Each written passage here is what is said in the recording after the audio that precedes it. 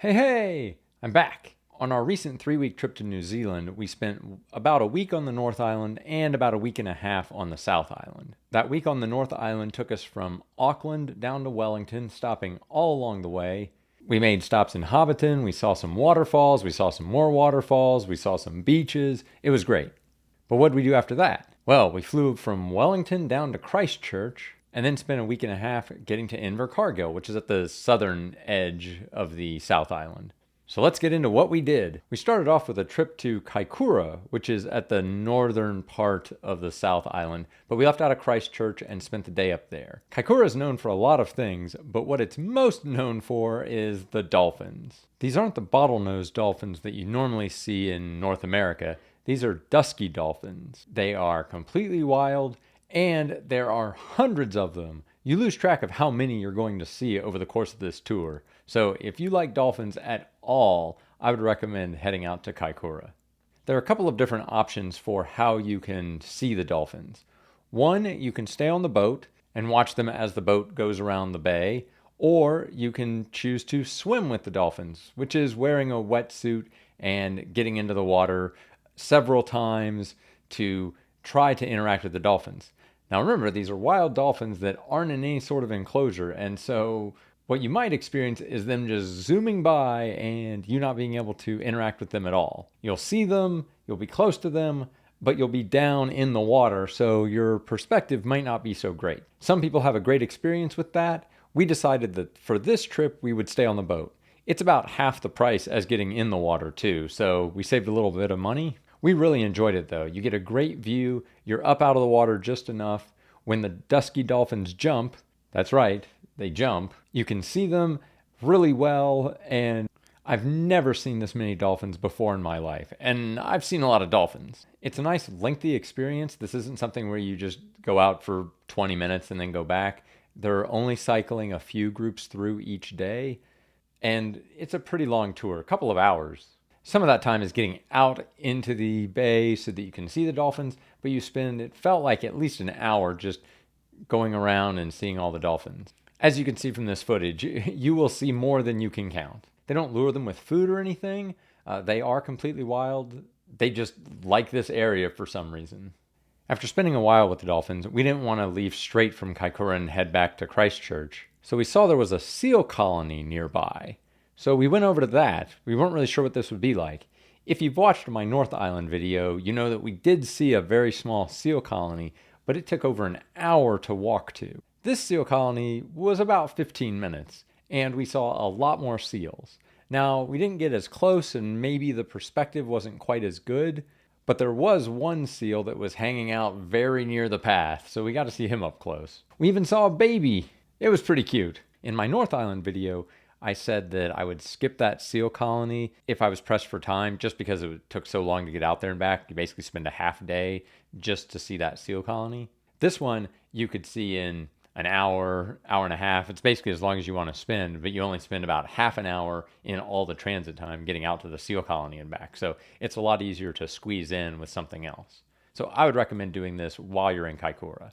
In Christchurch, we had a little bite to eat at a US-style diner, and then spent the evening at the Grand Riccarton Hotel. It was actually pretty nice. I've got links to a lot of the places that we stayed down in the description below, so feel free to use that as a rough itinerary, or if you need some ideas of where you might want to stay. I didn't link any place down there that I wouldn't stay again. The next morning we got up and drove from Christchurch out to Mount Sunday. This is a Lord of the Rings filming location. If you go back and watch that North Island video, you'll see this is becoming a recurring bit that we're doing. But this is a nice little walk. It takes maybe 45 minutes from where you park, which is out on a very, very remote, rugged road. So your car's going to get pretty dirty going out there, just a warning. Mount Sunday is really amazing and is one of the favorite places of the production crew for Lord of the Rings. They built a little village up on top of the mount. It's obviously not there now. The walk is a little strenuous to get to the top, so be prepared for walking up some steep hills. But the views from the top are just amazing. You definitely see these same mountains in the background of Lord of the Rings quite a bit, and this is not atypical for the scenery in New Zealand. We found the South Island to be a lot more mountainous than the North Island. So you can see why they would film a lot of it here. We even packed some snacks and took them up there and had a little break that way. It was nice.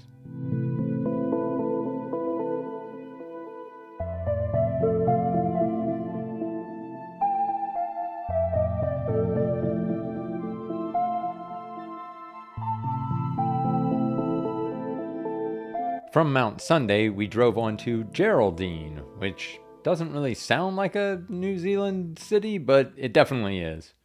It's a really quaint little town, stayed in a nice motel there, treated very well by the staff. Like I mentioned in the North Island video, motels are much more common than hotels, so you have a lot of outside entrances to your room, but they have a lot of facilities in the room, usually some sort of kitchenette, and plenty of space. There's this little viewpoint on the outskirts of Geraldine that we stopped at. That's a really interesting idea that shows you where all the mountains are and helps you find them and know what they're called from that vantage point. It's neat, and again, more amazing scenery. This is just a random roadside stop, remember. From Geraldine, we went to one of the top places that's always mentioned when you talk about the South Island of New Zealand, and that's Lake Tekapo. It's known for a few things. So the beautiful lake that it sits on, the water is amazingly blue. It's hard to get the colors right in this video to give you a sense of what it looks like. There's the Church of the Good Shepherd, which sits on the edge of the lake and has been a church building that's been there for a very long time. Very famous. It's one of those Instagram spots that everyone tries to get a picture at. And perhaps the most interesting fact about Lake Tekapo to me is that it's a dark sky area, which means they intentionally keep the city lights very low. They don't allow a lot of buildings. The lights throughout the town are all kept very low, both low to the ground and low intensity. And it means that you can get some amazing views of the sky at night. You walk outside and the Milky Way is just overhead. Your eyes adjust in just a few seconds because it's so dark. And if you set up a camera, even just your cell phone, you will get some amazing pictures. My phone has an astrophotography mode, so here's some pictures of that. Stunning. But if you like dark skies, make sure to visit Lake Tekapo. Now, it was one of the more expensive places to stay. It's all kind of Airbnb type places that you're booking through, but you can book through booking.com. That's a pretty common thing too that you heard in the North Island video. And that is true here as well, that booking.com is a great resource for finding places to stay. From Lake Tekapo, we drove up to Mount Cook, and unfortunately the weather wasn't very good the day we went. It was very cloudy and you couldn't really see the mountains too well. We did get a few little glimpses as the clouds would move, but it wasn't ideal. That's kind of the way it goes, though. We actually avoided a lot of really bad weather on this trip, so this was probably the most disappointing day as far as weather goes, just because it would have been great to have some beautiful views. We did get some good views kind of on the way out. The clouds started to clear, but we had several hours of driving to do, so we couldn't stick around all day waiting for it to clear. They've also closed one of the most popular hiking trails. The Hooker Valley Trail is often mentioned, but if you're watching this before mid-2026, it's probably going to be closed. When we went, it was hard to tell why it was closed because there wasn't really anything going on, but that'll probably become more obvious the later you get into 2025 and 2026. So don't expect to go on the Hooker Valley Trail. It closed just a week before we were there. There's still some good views to get though, so it's still worth a visit, especially if the weather's going to be good. There's still quite a few open trails around Mount Cook, but they're not quite as flat and as easy as the Hooker Valley Trail. So just keep that in mind, that you maybe need a little bit better shoes, a little bit, and you'll want to give yourself more time if you want to walk any of those long trails. There are some good viewpoints that only take about half an hour to walk to, maybe 45 minutes. And you can walk a little bit of the Hooker Valley Trail out to that first bridge where it's closed. After leaving Mount Cook, we had a long drive down to Queenstown, and that's where we would be staying for a couple of nights. Queenstown is a pretty touristy little town, I would say. It's built into the side of the hills, which is just really cool to see. And it has a gondola that goes up. They're building that visitor center that's at the top of the gondola out a lot. So that'll probably be nicer, again, the later you go in 2025 and 2026. It was under construction right now, but it was still perfectly serviceable. There was plenty to do up there. They have some little carts that you can ride down. But it's just the view from up there that's really amazing and is really what you're paying for. Hey, we could see our hotel from here. That's right. Queenstown has hotels. It's amazing. Another big reason why people go to Queenstown is because there's a kiwi park where you can actually see some live kiwi. And I don't mean the little fruit, I mean the birds.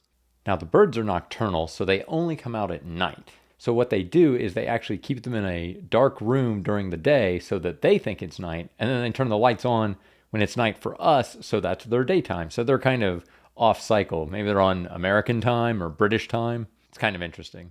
You can't take any video in there, so unfortunately I don't have any video of the kiwi, but they're a lot bigger than I expected. I was thinking things kind of, cantaloupe size, but they're pretty large birds. Fun fact about a kiwi, they're the only bird we know of that has its nostrils, instead of being up here at the top of its beak, the nostrils are actually at the tip of that long beak. Fun fact, I didn't know that. But at the Kiwi Park, there are lots of other birds that you can take pictures and video of, and they're all very nice. It's really interesting to see some more of the native local birds. It was a little drizzly on this day, so they were all kind of taking it easy. We were getting into the beginning of May, and that's actually getting into their fall, going into winter, and so it was starting to cool off. So you'll see more people wearing jackets and things. We were also getting further south, which means you're getting closer to the South Pole, which means you're getting colder. It's one of those things when you're used to the northern hemisphere, you're used to south meaning warmer, but south means colder in New Zealand. Then it was off to Anau, which was actually one of our favorite places of the entire trip. The reason we picked to stay there really was because it was closer to Milford Sound, so that meant that any tours that left from Anau were a lot cheaper and shorter, at least in the travel time, than the ones that left from Queenstown. Anau also has a little bird sanctuary. It was pretty good. We saw several more birds that we hadn't seen before. It's interesting to me that some of these bird enclosures don't have roofs on them. That's because the birds can't fly. So all you need is a few feet of fencing, and those birds will stay in there because they can't climb over. Have to make sure they don't have anything leaning up against the walls. Anau is right on the waterfront, so you get some amazing views from the edge of town. And there was this nice little walking path not too far from the downtown area. It doesn't look like much in this video, but it was very serene. And of course, that smell of just moss and grass and trees is just amazing. Remember, links in the descriptions if you want to go to these places.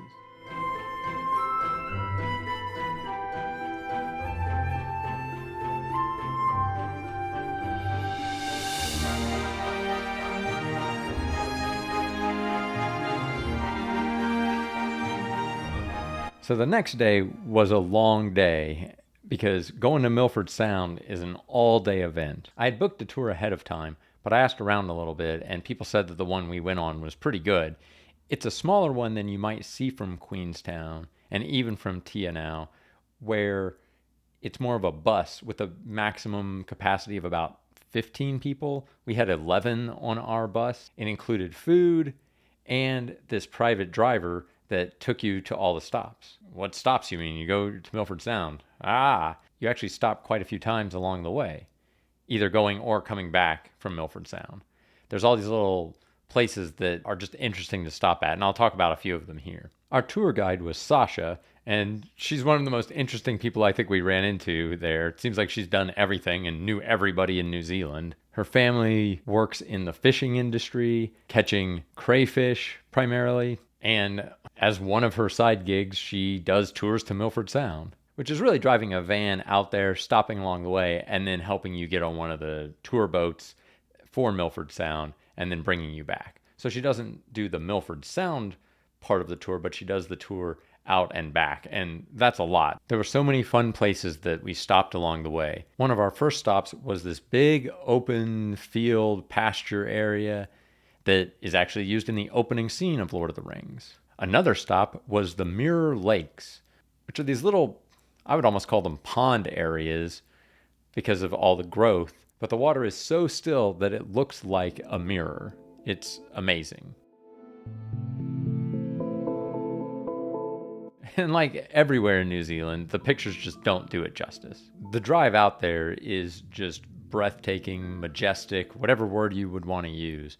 And there are, of course, waterfalls along the way. This is one of the more famous ones that we stopped at that has a nice viewing area.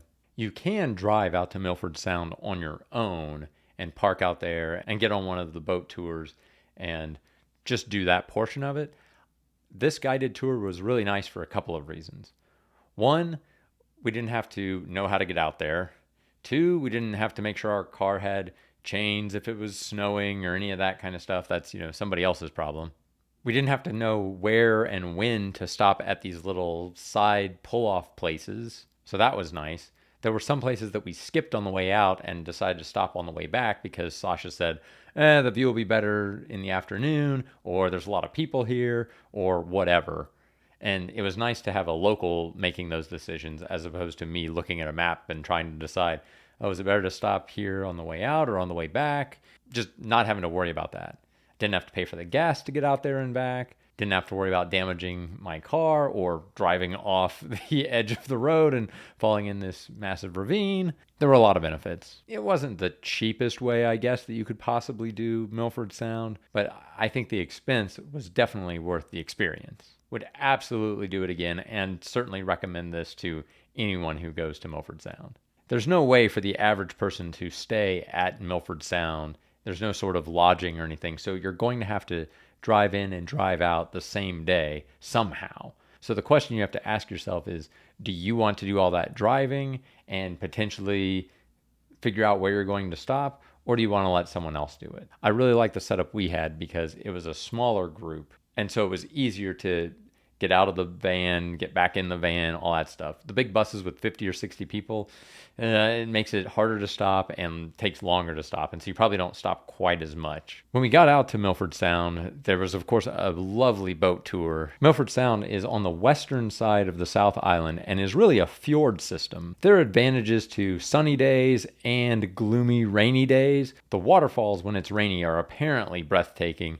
and beautiful and just amazing to see. We were pretty happy with the sunny day that we got, though, and based on what the boat crew was saying, they were happy with it, too. It had been rainy the last few days, apparently. There are a few waterfalls that seem to be there permanently and always have enough water to be falling, so we got to see those up close. And when I say close, I mean very close. You could feel the spray coming off the waterfall. It was a nice, lengthy tour. It did not get rough at all. They provided some snacks. And of course, we had the lunch that we had been given as part of our tour package. So we had some food to eat, a sandwich and chips and fruit. It was nice.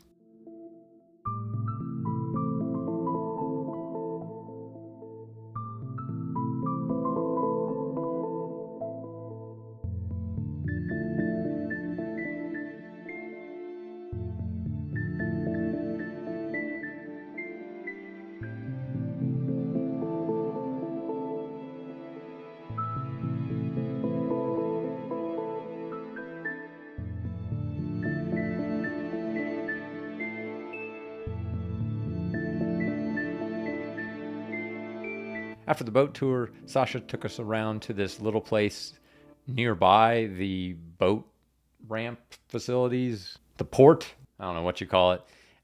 And you get some really nice views there walking this little path for about 20, 30 minutes. Some great views of the sound. Of course, there were some people fishing, so we had to stop. And Sasha's like, oh yeah, that's so-and-so. And they came over and he was just asking how things were going and they were just catching up. So, yep, Sasha knows everybody. We continued the drive back. We did have to stop at the tunnel this time for a little bit longer, so we were able to get out and take some pictures and video.